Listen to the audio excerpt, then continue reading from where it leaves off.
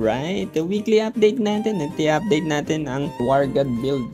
Yan, simulan natin sa ating PvE. Yan, ang ating PvP stats. Meron tayong raw stats na 12k. Yan, tapos PDEF, MDEF. Tapos yung ating attack speed 382. At pag may buffs, umabot yan ng 500. Critical 158. Crit damage 62%. At yung melee P damage 40%, P damage 123. At yung PvE damage bonus ay hindi natin kailangan, no? Kasi sobrang baba ng PvE damage bonus sa mga normal attacks. Kung meron kayong mga stats na PvE, maganda palitan nyo yun ng melee P damage o kaya yung P damage or crit damage, yung pwede yung ipalit, no? Yan, tapos punta tayo sa ating Nexus. Kung mapapansin nyo, yung aking Nexus ay merong PvE, no? Kasi hindi ko pa siya ma-reset. Reset ko siya ngayong week, pero yan, malas. Hindi ako nakakuha ng crit damage at melee P damage. Yun yung gusto ko makuha. Tapos yan, dito rin, no, meron pa akong PvE. Hindi pa ako nakakuha ng perfect na PvP, melee at yung crit damage. Yan. Tapos melee P damage, tapos pinapalitan lang natin yan ng PvP pag PvP. Tapos dito melee P damage at PvP damage bonus. Yan. Tapos yung sa defensive, yung PDEF, MDEF, papalitan ko to ng Flea, no? Kasi nagbibuild ako ng Flea ngayon. Yan, PvP damage bonus tulad yan, may Flea at PvP. Kasi wala namang gumagamit ng Prioni card, no? Kaya ako naglalagay ng Flea. Saka kung gagamit sila ng Prioni card, yung mga players, bababa yung kanilang damage. Okay na okay sa akin. Tapos sa ating sigils, no? Sa sigils, ang gamit kong pang PvE ay Starfall, Impale, Berserk at Bloodlust ko. Kasi nag-level 2 na yung aking Bloodlust. Pero kung MVP, yan ang gamit natin ay Impale, Bloodlust, Starfall, tapos Choice Mace. At pagka may kailangan yung healing score, no, pinapalitan ko yung Starfall ng ano yun, Choice Fate. Yan. Para mas marami tayong bleeding. Tapos sa ating feathers, pagka PvE, yan tulad nung last week, yun pa rin naman, na hindi natin kailangan ng dito, time feather. Yan. Ang kailangan lang natin dito ay yung P attack, no? Kasi tinest ko na to, no, kung okay ba na maglagay ng time feather kumpara sa space feather. Same lang yung DPS, no? So wala talaga masyadong epekto sa atin yung PvE damage dahil sa normal attacks yun. Tingin ko malaking effect ang PvE damage bonus sa mga skill type na characters or jobs. Tapos syempre sa ating PvP, damage test muna natin. Damage test natin yung ating pang PvE. Tingnan natin sa PvE grind. At saka nga pala, no, sa mga equipments, yan, Poet Tree of Snow yung gamit ko, no? Kasi meron siyang crit damage. Ito na yung ginagamit ko pang PvE at PvP, no? Bakit? Ito kasi yung movement speed, no, kailangan natin kasi sobrang dulas ng Doram, no? Sobrang dulas ng mga Doram, so kailangan natin maglagay ng maraming movement speed. Yan. Tapos syempre Sheriff yung pinakamaganda dahil dito sa damage to all races, no. Ang mahirap sa War God na build, no, kailangan mo siyang i-build ng glass cannon, no. Wala ka kailangan ang iyong face wear ay yung pang DPS, yung headgear mo pang DPS, yung mouthwear pang DPS at yung backwear. Na pwedeng Tome of Snow, pwede rin yung Horn Bunny. Pero kung tatanungin niyo kung bakit Tome of Snow, kasi ayun nga, kasi yung damage pagka 50% na ng HP mas mataas. Pero para sa akin mas maganda yung Horn Bunny sa build ko, no? Kaya lang kasi may refines to at ayoko nang magpapalit-palit. Tsaka tingin ko naman hindi natin masyadong kailangan ng P damage reduction at M damage reduction sa War God build, no? Kasi meron tayong charge attack, kailangan mong gumamit ng charge attack pala, no? Sa iyong card, pang charge in, at yung quick slide ay pang takas natin, no? So, hindi tayo masyadong sasalo ng mga skill. Ang pinaka main role ng War God build ay maging assassin, no? Hit and run, kumbaga. Pag may nakita kang opportunity na pumatay, tsaka ka magcha-charge in, at pagka kailangan mo tumakas ay mag-quick slide ka. Yan. Tapos sa mga cards na ginagamit natin, no, meron ako ditong ayan, ginagamit na Aether Mantis at Aether Kobold card, no. Kung tatanungin niyo kung ano yung magandang Aether card, hindi Mantis at hindi Aether card Kobold, no. Ang maganda yung Aether Orc Archer pa rin, no. Pero kung wala ka nun, ang sunod na magandang gamitin ay yung Aether Kobold, no. Kasi yung itong Aether card Swift Mantis ay para lang yan sa agility at attack speed, no. Kasi next patch ay dadagdagan yung attack speed ng Royal Guard, no. So hindi na masyadong kailangan yung sobra-sobra, no. Siguro kung may kailangan man ako dito, yung P damage lang na 3%, no. Na pwede rin naman nating makuha yan sa Aether card Kobold na 2.8%. Yan. Tapos yung dalawa pang cards ay yan, Kobold. Then, tapos sa ating yan, Deadly, no, yung ano bang tawag dito, bago kasi hindi ko alam yung tawag. Divine Bliss, no, yung Divine Bliss stats natin ay Deadly at Deadly rin sa kabila, no. Pero ang maganda dyan syempre PvP, no? Kaya lang mahirap makuha yun, no. At tulad ng aking build na yung warrior stance ko ay level 1 lang pag PvE, kaya kailangan ko maglagay ng critical para ma-reach natin yung 190 or 180 critical, para 100% tayo mag-critical sa mga MVP or bosses.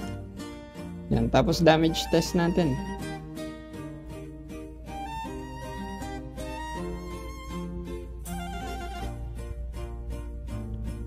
Ang stats na lalagay natin ay katulad pa rin ng SK, Wind, Large, Formless, at checkan natin yan. Tapos ang pet natin ay C, Genesis. Ang cards ay yan pa rin, Mandragora at Peko Egg. Tapos element, yan, Earth. So damage test natin ang 1 minute.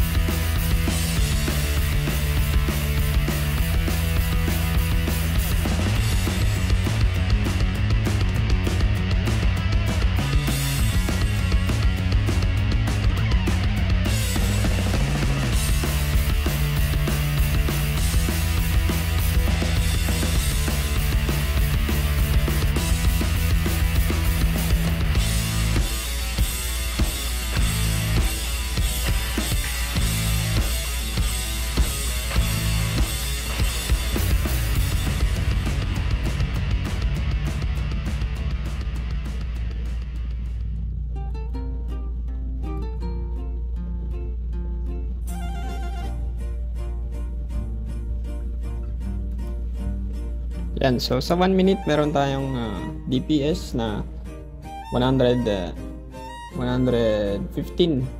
million DPS, no? Tapos yung total damage natin ay almost 7 billion.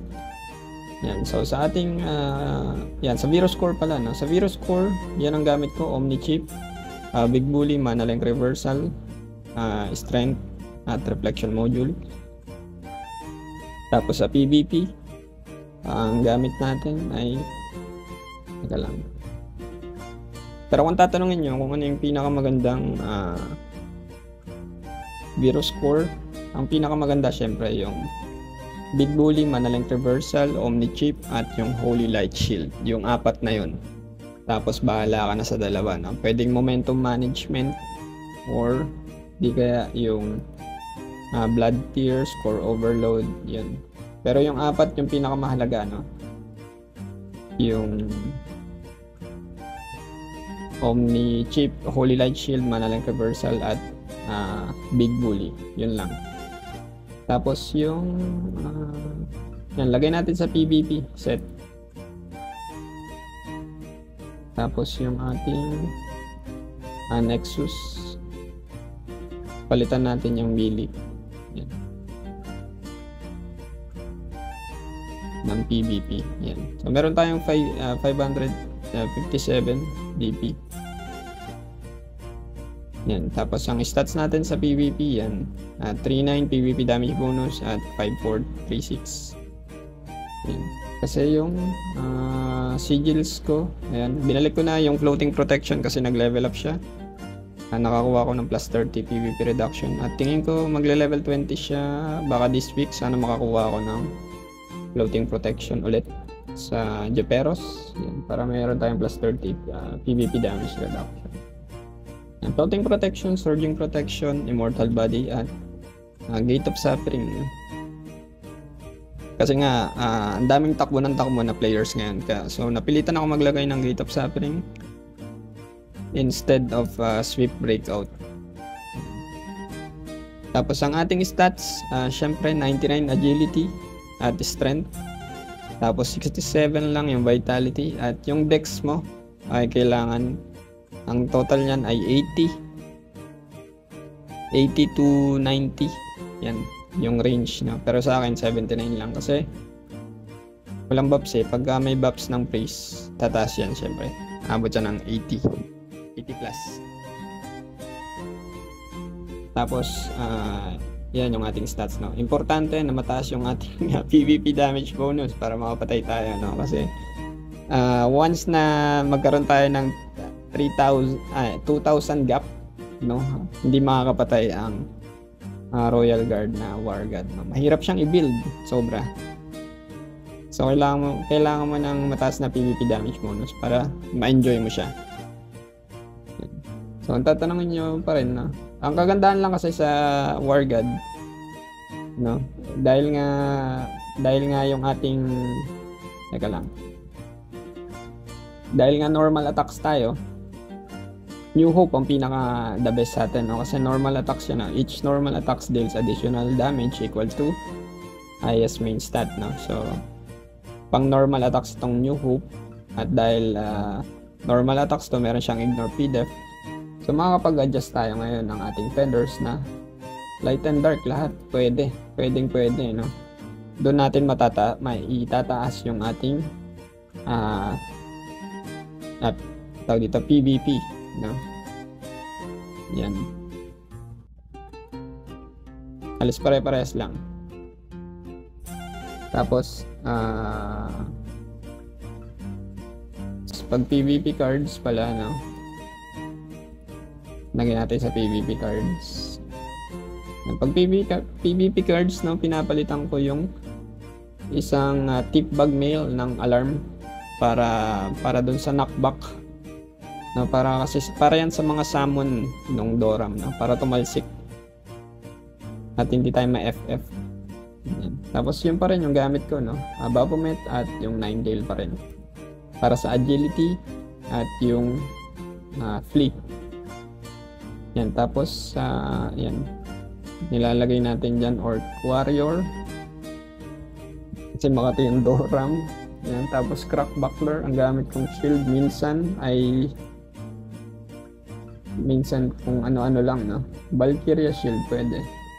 Yan, depende sa makating kalaban. Tapos bakit ako naka-Rublo Spear?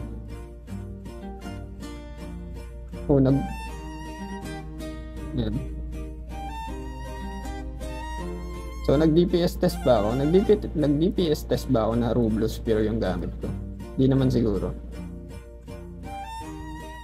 Yan, tapos yan, pag PvP ang gamit ko, Mana-Link Reversal, Big Bully, Mana-Link Boost, Physic Boost, Reflection Module, at Momentum Management. Sa PvP naman, importante yung Momentum Management, no? Para kahit ma-debuff ka ay 500 pa rin yung attack speed. At syempre, Manalink Reversal at Big Bully. Importante. Saka syempre, Omni-Chip kung meron ka. At yung Physic Boost naman ay hindi masyadong importante, no? Dagdag lang yan ng konting HP. Yan. Alright, no, yun lang for our update. Yan. Sana may natutunan kayo. At kung wala man, pwede mong i-comment dyan sa ating comment section at sasagutin natin yan. Kita-kits next video. Bye-bye!